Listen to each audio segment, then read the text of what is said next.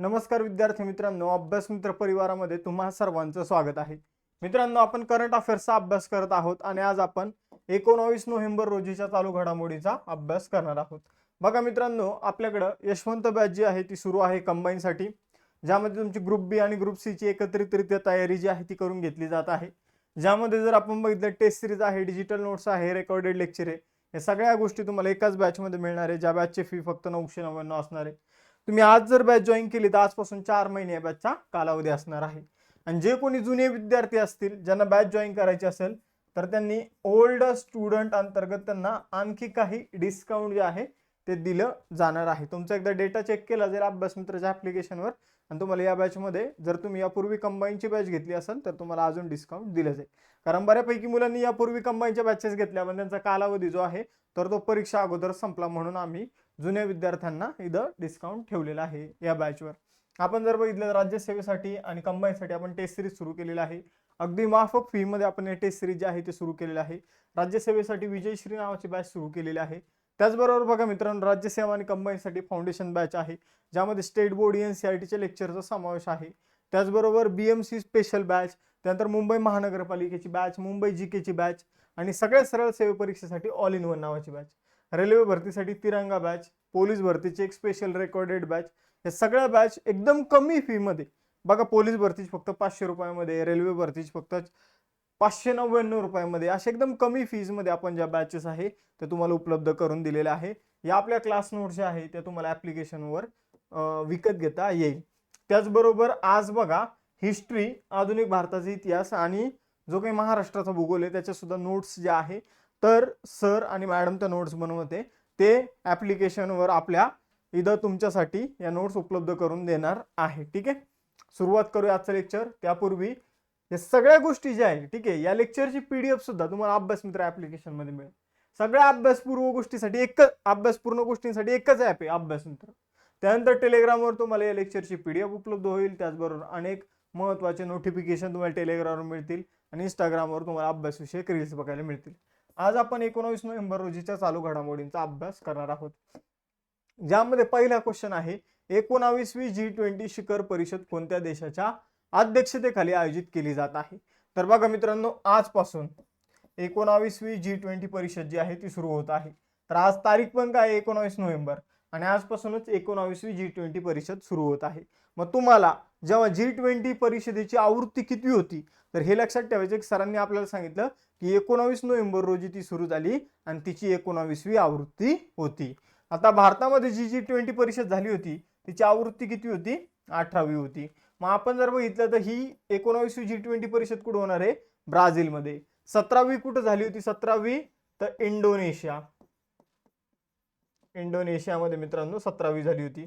त्यानंतर जर बघितलं 20वी कुठे होणार आहे तर साऊथ आफ्रिकेमध्ये 20वी होणार आहे G20 परिषद. G20 हा असा गट आहे मित्रांनो जो आता या वर्षीपासून G21 झालेला आहे. ठीक आहे, G21 झालेला आहे, पण साधारणतः त्याला G20 म्हटलं जातं. जो 21वा सदस्य ऍड झालेला आहे इथं तो आहे आफ्रिकन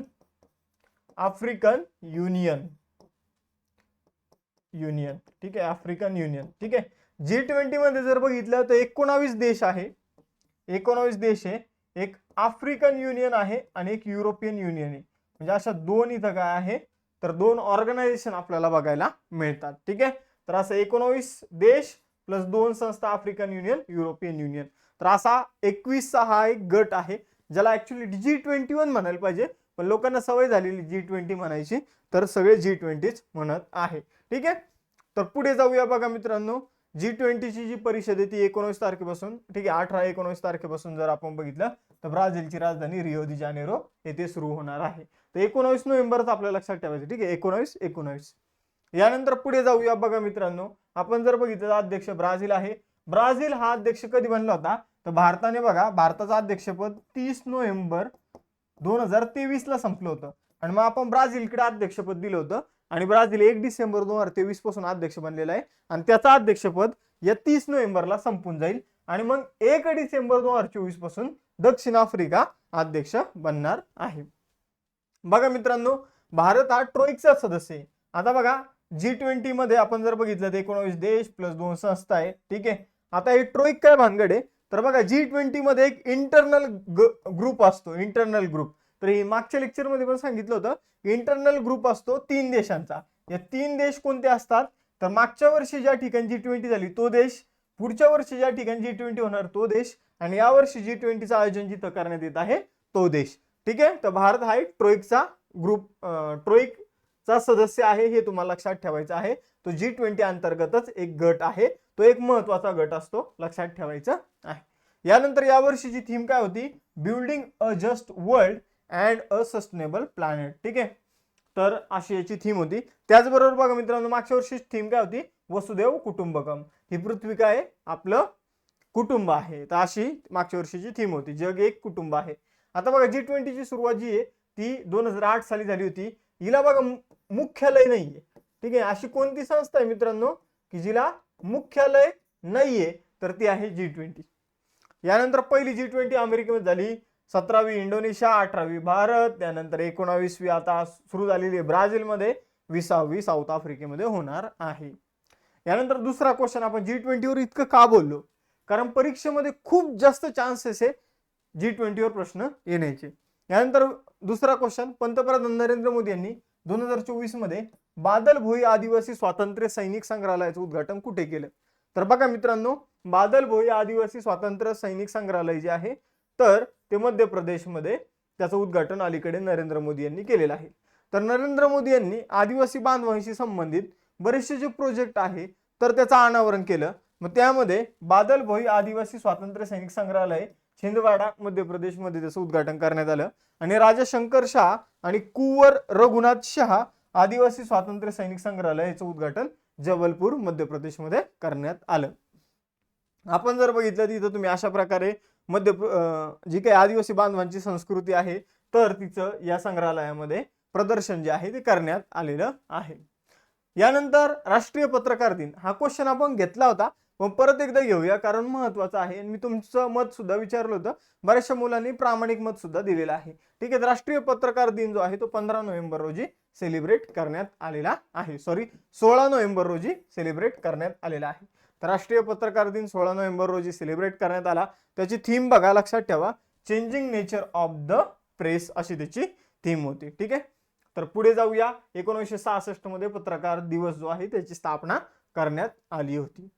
यानंतर बघा चौथा क्वेश्चन आहे, media log conservation for a विकसित भारत हे जे पुस्तक आहे ते कोणी लिहिलेलं आहे, तर बघा मीडिया लॉग हा जो शब्द आहे, ठीक आहे, मोडिया लॉग असा शब्द आहे, तर मोडिया लॉग शब्दामध्ये मोदी येतं बघा. ठीक आहे, तर मोदींशी संबंधित हे पुस्तक लिहिण्यात आलेलं आहे. हे पुस्तक कोणी लिहिलेलं आहे, तर अश्विन फर्नांडिस यांनी हे पुस्तक लिहिलेलं आहे. पर्याय क्रमांक 4 आपलं उत्तर असणार आहे. तर Modiya log conservation for a विकसित भारत हे पुस्तक कुणाचं आहे, अश्विन फर्नांडिस यांचं आहे. मोदींशी संबंधित काही पुस्तकं सांगतो बघा मित्रांनो मी तुम्हाला. एक्झाम वॉरियर्स नावाचं पुस्तक मोदीजींचं स्वतःच आहे. त्यानंतर Narendra Modi a political biography जे आहे ते अँडी मरिनो यांचं पुस्तक आहे. आणि त्याचबरोबर secure India the Modi way हे जे पुस्तक आहे मित्रांनो, ठीक आहे, Pathankot surgical strike and more Nitin Gokhale यांचं पुस्तक आहे. Securing India the Modi way, Pathankot surgical strike and more Nitin Gokhale यांचं पुस्तक आहे. ती 3 पुस्तकं प्लस अजून एक मोदीजींवर पुस्तक लिहिण्यात आलेलं आहे. तर हे पुस्तक आपल्याला लक्षात ठेवायचं आहे. या पुस्तकाचं जे काही उद्घाटन जे केलेलं आहे, ठीक आहे, अनावरण जे केलेलं आहे तर ते माजी राष्ट्रपती रामनाथ कोविंद यांनी केलेलं आहे. Modiya log conservation for a विकसित भारत या पुस्तकाचा अश्विन फर्नांडिस हे लेखक आहे. ठीक आहे, तर या पुस्तकावर नरेंद्र मोदी यांचा जो काही कार्यकाळ आहे तर त्या कार्यकाळामध्ये कोणकोणते प्रकल्प आणि कोणकोणत्या योजना राबवण्यात आल्या याविषयीची माहिती जी आहे ती दिलेली आहे. आणि भारत विकसित बनण्याच्या दिशेने कशा प्रकारे वाटचाल करत आहे तर ही माहिती सुद्धा या पुस्तकामध्ये देण्यात आलेली आहे.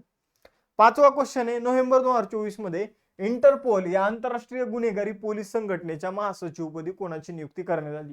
तर बघा मित्रांनो, आपल्या भारतामध्ये पोलीस आहेत, नॉर्मल पोलीस, सीबीआय, ठीक आहे, तर हे भारताशी संबंधित झालं. त्याचबरोबर आता समजूया नॉर्मल पोलिसांच्या वरचे कोणते, सीबीआय वाले. ठीक आहे, नॉर्मल पोलीस राज्यांचे असतात, त्यानंतर सीबीआय हे केंद्र सरकारचे पोलीस असतात, आणि त्याच्यानंतर जगाचे पोलीस कोण, तर हे इंटरपोल वाले. ठीक आहे, इंटरपोल जे आहे ते आंतरराष्ट्रीय गुन्हेगारी पोलीस संघटना आहे. ठीक आहे, आणि त्याचे नवीन अध्यक्ष बनलेले मित्रांनो वाल्देसी उर्किझा. तर वाल्देसी उर्किझा जे आहे ते इंटरपोलचे अध्यक्ष बनलेले आहे आणि मूळचे ब्राझीलचे पोलीस आयुक्त आहे. यानंतर इंटरपोल जी आहे ती एक आंतरराष्ट्रीय पोलिसांची संघटना आहे जिची स्थापना 7 सप्टेंबर 1923 मध्ये करण्यात आली होती. लिओन फ्रान्समध्ये हिचं मुख्यालय आहे. 196 देश सदस्य आहे आणि भारत 1949 पासून इंटरपोलचा सदस्य बनला आहे. तुम्ही बऱ्याचशा मूवीमध्ये इंटरपोलचा उल्लेख जो आहे तो नक्कीच बघितला असेल. त्यानंतर कोणत्या राज्य किंवा केंद्रशासित प्रदेशात सराई काले खान चौकाचं नाव जे आहे ते बिरसा मुंडा चौक असं करण्यात आलेलं आहे. तर सराई काले खान चौक जो आहे तर तो नवी दिल्ली या ठिकाणी आहे आणि याचं नाव आता बिरसा मुंडा चौक असं करण्यात आलेलं आहे. बघा मित्रांनो, दिल्लीचा हा चौक आहे. बिरसा मुंडा यांची जयंती अलीकडे सेलिब्रेट करण्यात आलेली 150वी. त्यामुळे बिरसा मुंडा यांच्यावर प्रश्न आपल्याला विचारला जाऊ शकतो. बघा, बिरसा मुंडा हे एक आदिवासी नेते होते आणि स्वातंत्र्य सैनिक होते. यांचा जन्म जो आहे तर तो झारखंडमध्ये झालेला आहे. मूळ राज्य कोणतं? झारखंड. ठीक आहे. छोटा नागपूर जे पठार आहे त्यावर यांचा जन्म झाला होता 15 नोव्हेंबर 1875 ला. आणि यांनी आपण जर बघितलं तर इंग्रजांना सळो की पळो केलं होतं. आपण जर बघितलं 15 नोव्हेंबर हा जो दिवस आहे हा बिरसा मुंडा यांच्या जयंतीचा दिवस जो आहे तो आदिवासी गौरव दिन म्हणून सेलिब्रेट केला जातो. दिवस लक्षात ठेवा 15 नोव्हेंबर. यानंतर नेहरू मेमोरियल म्युझियम अँड लायब्ररीचं नाव अलीकडे काय करण्यात आलं? दिल्लीमधले काही चेंज झालेले नाव प्रधानमंत्री संग्रहालय करण्यात आलं. मुघल गार्डनचं अमृत उद्यान करण्यात आलं. दरबार हॉलचं नाव प्रजासत्ताक मंडप करण्यात आलं. अशोक हॉलचं नाव अशोक मंडप करण्यात आलेलं आहे. बघा, 7वा आणि मोस्ट इम्पॉर्टंट क्वेश्चन, अलीकडे मणिपूरच्या 5 जिल्ह्यांमध्ये आपसा कायदा लागू करण्यात आलेला आहे. तर तो कोणत्या वर्षीपासून सुरू करण्यात आला होता? तर बघा, आपसा कायदा काय आहे? तर arm force special power act. ठीक आहे. Arm force special power act. जे काही भारताच्या आर्म फोर्सेस आहे, ठीक आहे, जे काही भारताचं सैन्य आहे तर त्याला काय मिळते? स्पेशल पॉवर मिळते. आणि त्याविषयीचा ऍक्ट जो आहे तो आहे आपसा कायदा. ठीक आहे. मग आपसा कायदा जेव्हा लागू होतो मित्रांनो तेव्हा सामान्य नागरिकांच्या पॉवर ज्या आहे त्यावर लिमिटेशन्स येतं आणि जे काही सैनिक आहे तर त्यांना एक्स्ट्रा पॉवर्स जे आहे ते मिळतात. ते कोणाचीही घराची झडती वगैरे घेऊ शकतात, कुणाची चौकशी करू शकतात. ठीक आहे. तर तशा ज्या पॉवर्स आहे त्या मिळतात. या कायद्यावर मोठ्या प्रमाणावर टीका झालेली आहे. मणिपूरचे एक आयर्न लेडी म्हणून ओळखले जातात, आयर्न लेडी इरोम शर्मिला. ठीक आहे, इरोम शर्मिला. तर त्यांनी अनेक वर्ष जवळपास 2 दशक जो आहे, मी नाव लिहितो पहिले यांचं, इरोम शर्मिला जे आहे तर त्यांनी काय केलेलं आहे तर त्यांनी जवळपास 2 दशक या कायद्याच्या विरोधात उपोषण केलं. पण हा कायदा जो आहे तर तो कधी काढून घेतला जातो तर कधी तसाच ठेवला जातो. हा कायदा सर्वप्रथम 1958 मध्ये लागू करण्यात आला होता. जसं इंग्रजांचे कायदे आपल्यावर लागू होते सेम हा एक भारतामध्ये उरलेला इंग्रजी कायदा आहे. ठीक आहे. भारतामध्ये उरलेला हा एक इंग्रजी कायदा आहे, arm force special power act. बऱ्यापैकी मुलांनी इकडे ऐकलं नसेल पण ईशान्य भारतामध्ये जम्मू काश्मीरमध्ये हा नेहमी लागू केला जातो. ठीक आहे. आपण जर बघितलं तर arm force special power act अंतर्गत आपल्याला एखादं क्षेत्र जे ते अशांत क्षेत्र म्हणून डिक्लेअर करता येतं. मणिपूरमधील 5 जिल्ह्यामध्ये लागू झाला पण आपल्याला ते जिल्हे लक्षात ठेवायची गरज नाही. ठीक आहे. तर 1958 मध्ये संसदेने हा कायदा बनवला होता. यानुसार लष्कराला काही स्पेशल पॉवर वगैरे मिळतात. ठीक आहे. या कायद्यामध्ये 1972 मध्ये सुधारणा करण्यात आली आणि एखादं क्षेत्र जे आहे ते अशांत म्हणून डिक्लेअर करण्याचा अधिकार फक्त केंद्र सरकारला होता पहिले, नंतर तो राज्य सरकारला सुद्धा देण्यात आला होता. ठीक आहे. लष्कराचा आदेश जे असतील तर ते नागरिकांनी पालन करण्याचं बंधन जे ते या ऍक्ट मध्ये टाकण्यात आलेलं आहे. लष्कराला आपल्या गोष्टी म्हणजे लष्कराने सांगितलेल्या गोष्टी करण्यासाठी लष्कराला बळाचा वापर सुद्धा करता येईल. यानंतर पुढे जाऊया 8वा क्वेश्चन, जागतिक आरोग्य संघटनेने प्रसिद्ध केलेल्या अहवालानुसार 2023 मध्ये जगभरात गोवरची किती प्रकरणं नोंदवली? गोवर नावाचा आजार तुम्हाला सगळ्यांना माहित असेल. तर जगभरामध्ये बघा मित्रांनो 10.3 दशलक्ष गोवरची प्रकरणं नोंदवलेली आहे. ठीक आहे. यामधील 65,000 जे काही रुग्ण आहे मित्रांनो तर ते भारतातले 65,000 रुग्ण जे गोवरचे ते भारतामध्ये आहे. जगभरात गोवरची जर आपण बघितलं 10.3 दशलक्ष रुग्ण जे आहे ते नोंदवली गेलेली आहे. 2022च्या तुलनेमध्ये ते 20% जास्त आहे. ठीक आहे. आणि हे रुग्ण वाढण्याचं मुख्य कारण आहे लसीकरणाचा अभाव, असं WHO ने माहिती दिलेली आहे. 2023 मध्ये गोवरमुळं 1,07,500 लोकांचा मृत्यू झाला आणि भारतामध्ये जर बघितलं तर 65,000 रुग्ण आढळली आणि 57 देशामध्ये जर आपण बघितलं तर 10.3 दशलक्ष रुग्ण आपल्याला बघायला मिळाली. गोवर हा एक विषाणूजन्य आजार आहे. तर रोग जे असतात ते एकतर व्हायरसमुळे होतात, नाहीतर बॅक्टेरियामुळे होतात, नाहीतर जे काही फंगाई आहे, कवक आहे त्यामुळे होतात. तर हा व्हायरसमुळे होणारा आजार आहे. मार्बिली व्हायरस यामुळे हा आजार होतो गोवर. ठीक आहे, लक्षात ठेवा. यासाठी गोवरची लस जी आहे ती दिली जाते. याची लक्षणं काय असतात तर आपलं नाकातून कंटिन्यू पाणी गळत असतं, ताप येत असतो, डोळे जे आहे ते लाल होतात. ठीक आहे, घसा जो आहे तो सुजतो आणि कफ येतो, अंगावर व्हाईट स्पॉट येतात. ठीक आहे, तोंडाच्या आतमध्ये आपल्याला फोड आलेले दिसतात. आता बघा FISU जागतिक विद्यापीठ नेमबाजी चॅम्पियनशिप. आता FISU नेमकं काय भानगड आहे तर federation of international shooting university असं याचं आपण फुल फॉर्म सांगू शकतो. Federation of international shooting university नावाची एक संस्था आहे, तिच्यामार्फत जागतिक विद्यापीठ नेमबाजी चॅम्पियनशिप जी आहे ती आयोजित केली जाते. ही चॅम्पियनशिप हिस्ट्रीमध्ये फर्स्ट टाइम मित्रांनो भारतामध्ये आयोजन हिचं केलं जात आहे. भारतात आयोजन केलं जात आहे. ही जी चॅम्पियनशिप आहे हिचा शुभंकर जो आहे, शुभंकर, ठीक आहे, शुभंकर तो ट्रंकी आहे. ट्रंकी आहे आणि ट्रंकी काय आहे मित्रांनो, एक हत्ती आहे. ठीक आहे, ट्रंकी हत्ती हा शुभंकर आहे. भारताने या स्पर्धेमध्ये 24 पदकं जिंकलेली आहे, ज्यामध्ये 9 जे आहे ते सुवर्ण पदकांचा समावेश आहे. ठीक आहे, तर FISU ची वर्ल्ड युनिव्हर्सिटी शूटिंग चॅम्पियनशिप जी आहे ती अलीकडे आयोजित करण्यात आली. भारतामध्ये डॉक्टर करणी सिंग शूटिंग रेंज जी नवी दिल्ली या ठिकाणी आहे त्या ठिकाणी त्याचं आयोजन करण्यात आलं. भारताने 9 सुवर्ण, 9 रौप्य आणि 6 कांस्य पदकं या स्पर्धेमध्ये जिंकली आहे. त्यानंतर 10वा क्वेश्चन आहे, जागतिक बँकेने केरळमध्ये किती कोटींचा केरा प्रकल्प मंजूर केला आहे? तर जागतिक बँकेने 2,365 कोटींचा केरा प्रकल्प जो आहे तो मंजूर केलेला आहे. आता केरा प्रकल्प भानगड काय तर केरा म्हणजे Kerala climate resilient agri value chain modernisation project. ठीक आहे, तर केरा प्रकल्प कशाशी संबंधित आहे तर केरळच्या शेतीचं आधुनिकीकरण करण्यासाठीचा हा प्रकल्प आहे. 2365 कोटी जे आहे तर हे फक्त जागतिक बँक नाही देणार आहे, तर इथं केरळ सरकारचा सुद्धा हातभार लागणार आहे. 2365 कोटीचा प्रकल्प आहे. यापैकी जागतिक बँक 1655 कोटी आणि केरळ सरकार 709 कोटी रुपये खर्च करणार आहे. आणि बदलत्या हवामानानुसार केरळमध्ये शेती जी आहे ती सुद्धा बदलली जाणार आहे आणि शेती केली जाणार आहे केरा प्रोजेक्ट अंतर्गत. तर अशा प्रकारे आज आपण 10च क्वेश्चन घेतलेले आहे.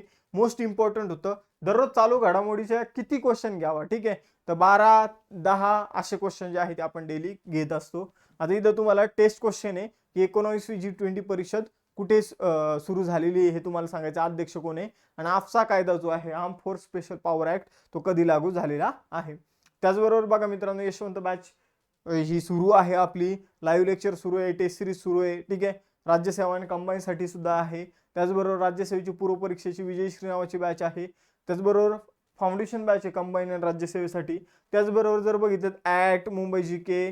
ठीक आहे, त्याचबरोबर BMC ची निरीक्षक आणि कार्यकारी सहाय्यकची बॅच आहे. सरळ सेवेसाठी all in one batch, police भरतीसाठी स्पेशल बॅच, रेल्वे भरतीसाठी तिरंगा बॅच. जर वेगवेगळ्या बॅच जॉईन करायचं नसेल तर एकच बॅच जॉईन करा. हिचा कालावधी जो आहे तो आम्ही जवळपास 1 वर्ष ठेवलेला आहे. 1 वर्षभरामध्ये ज्या एक्झाम येतील त्या एक्झामसाठी ऑल इन वन बॅचचा तुम्ही यूज करू शकता.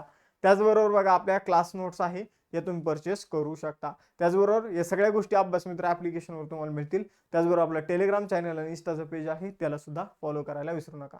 थांबूया मित्रांनो, आपण आता इथं भेटूया नेक्स्ट सेशनमध्ये. लेक्चर आवडला असेल तर लेक्चरला लाईक, चॅनलला सबस्क्राईब आणि जास्तीत जास्त विद्यार्थ्यांपर्यंत हे लेक्चर शेअर करायला विसरू नका. चलो बाय बाय एव्हरीवन, जय हिंद.